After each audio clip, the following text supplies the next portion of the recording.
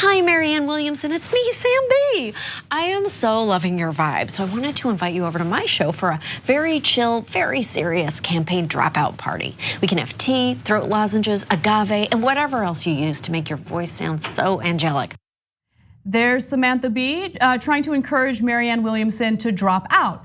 Something that I probably wouldn't pay much attention to previously, but it just seems weird. And she's done this with several candidates. She's done it with Tulsi Gabbard.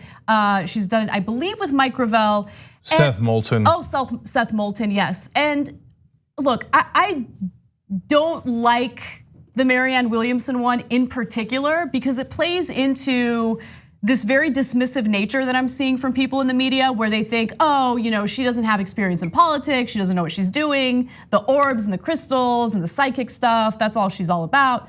But she's actually incredibly smart, very well read and very well aware of the major political issues. And I wanted to do a defense of Marianne Williamson, but she kind of pulled a stunt on Colbert recently that I'm not in favor of, which we'll get to. It's not a stunt, it's just a policy issue, but it does create a problem. But first, the positive stuff. Look, I think Samantha Bee has a slight issue. It's not that she's against progressives per se.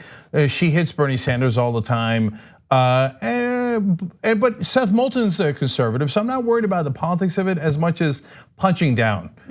So even Moulton right now, he's a conservative Democrat that I'm not in favor of, but he's hurt dog, don't ask him if he's all right. And it's kind of a cheap laugh to go after these guys polling at 0% or whatever. And so I've now seen Samantha Bee do 28 jokes that the establishment loves.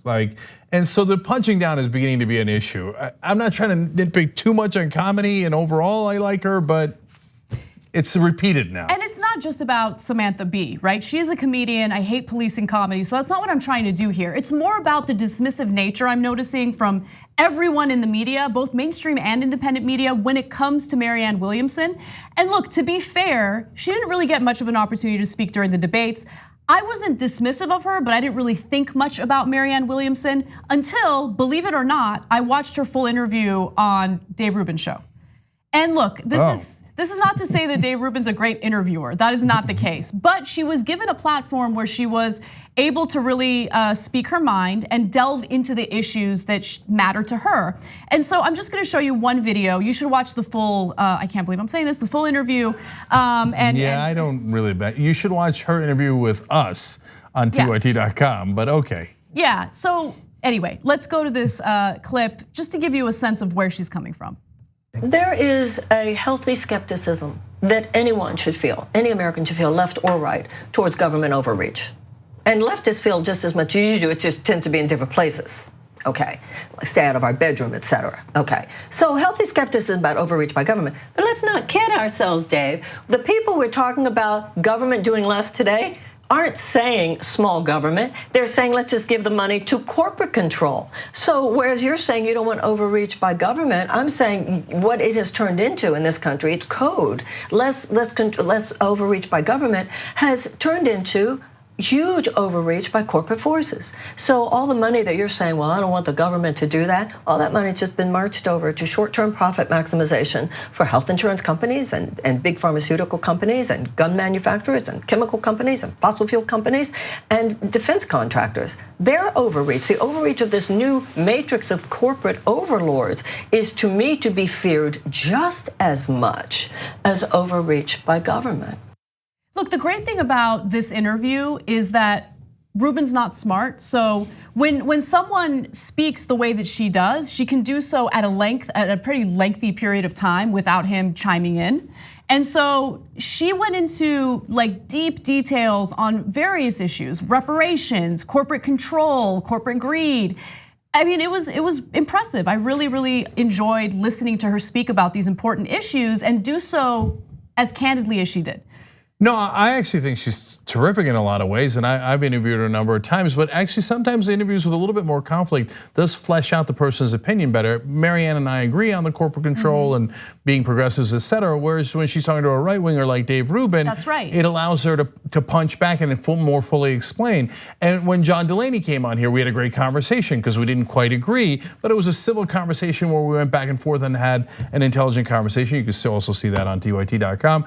Anyway, so I thought Marianne did a wonderful job there as well as overall. And one other thing that they're discounting is that she built a giant movement in this country, and that's not a small thing. And everybody's like, oh, Crystal's this, ha ha, says I don't do it, I'm laughing, right? But there are millions of people in this country that she has empowered and love her. And she built that out of nowhere. So I think she deserves a tremendous amount of respect for that. I think she brings way more to the table than the boring establishment Democrat candidates who, you can't really differentiate one from the other. So Buttigieg, Beto, what do they bring to the table? Like what type of imagination or uniqueness do they bring to the table when it comes to governing the country? So look, I get it.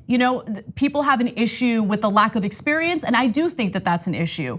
But I also think it's important to have different candidates running who bring different strengths to the table and engage different sections of the population. I mean, we can't live in this bubble where we think everyone is like us, everyone thinks like us, and everyone's gonna be interested in the same things. There are different demographics that have various interests, and I think that she actually does engage a portion of the population that otherwise wouldn't be as involved in this upcoming election. I find her 1,000 times more interesting than standard politicians like John Hickenlooper and Amy Klobuchar. Exactly. Right? Yeah. But the establishment people, they're like, ooh, Klobuchar, she's so standard. Anyway, now let's go to the one issue that Marianne Williamson had. So Samantha Bee takes a dig on her, come on my show and drop out where I'll make fun of you, ha ha ha. And she says, no, sorry, I'm too busy doing Stephen Colbert. And so she shot back, and I like the shots fired, and I like the attitude there.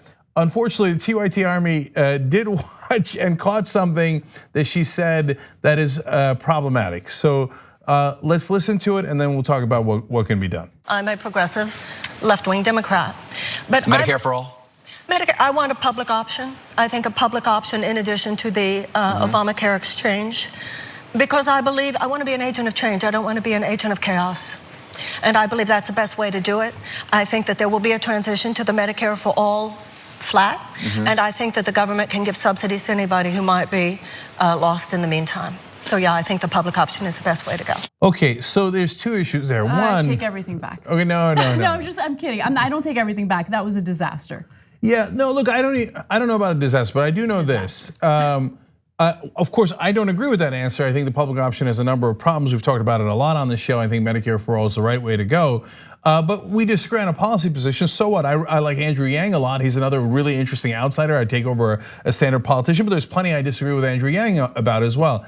The problem here is that Marianne signed the Progressive Economic Pledge, and it's for Medicare for all. And she was actually the first to sign it. So that's why when our volunteers at TYT Army noticed it, they brought it to our attention. So we'll look into it. We'll reach out to her and we'll see if that makes sense or not. But that pledge means something. It's not just a gimmick. And so we're definitely going to look into it. And it doesn't mean she's a bad person. Look, Andrew Yang didn't sign it because he disagrees with some parts of it. That's okay, but we've got to be clear about, are you in favor of those progressive positions or are you not? And if you want to sign it or you want to see what those are, it's tyt.com/pledge. Like what you see? Click the subscribe button below and don't forget to ring the bell to never miss another video from the Young Turks.